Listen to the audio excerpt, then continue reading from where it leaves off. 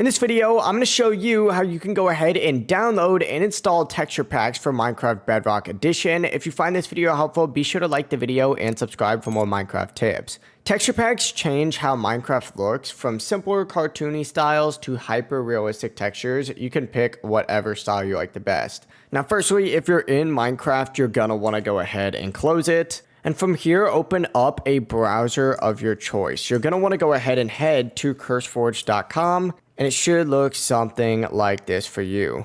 You're going to want to find this little browse section up at the top. And then from here, go ahead and find Minecraft Bedrock. Click on it and then go to categories down here and find texture packs. And now you can scroll through all the available packs or search for something in specific. I'm going to go ahead and choose, I guess this one right here. It looks pretty nice. So we're going to go ahead and go with this.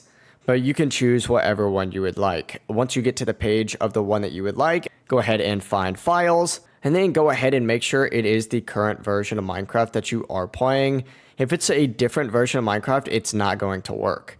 But essentially, click these three dots right here and hit download file. And it's going to take about 5 seconds, and then it'll auto start downloading up at the top for you. There we go, just like so. It should look like this when it's done and kind of look like a Minecraft logo. But what you're going to want to go ahead and do is simply just go ahead and click on this, and it's going to load you into Minecraft, and it should say import started up at the top. Now, if it for some reason doesn't open Minecraft automatically, right click that file and then choose open with another app, and then find Minecraft and click always use this app. But yeah, once you get loaded in, all you need to go ahead and do is simply go ahead and hit play, either create a new world or add it to an existing world. And then once you're on this page right here, you're going to want to scroll down until you see resource packs, open this up, and then go to available and go to owned. From here, you should see whatever pack you did just decide to go ahead and download.